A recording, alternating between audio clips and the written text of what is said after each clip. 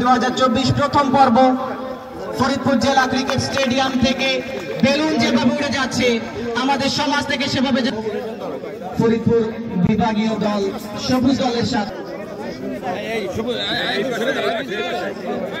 2024 মাহবুবুল হক পিঙ্কু, আফজাল হোসেন কোনা সকলকে অনেক অনেক ধন্যবাদ। এবং শুরুতে আমরা দেখতে পাচ্ছি আমার জন্ম অম্বিকাপুর, তো আমার শৈশব এবং কৈশোরটা ফরিদপুরে গেছি।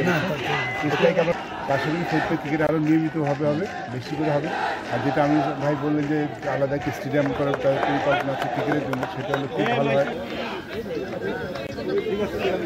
জনাব তৌহিদুর রহমান, মোহাম্মদ শাহ আলম এবং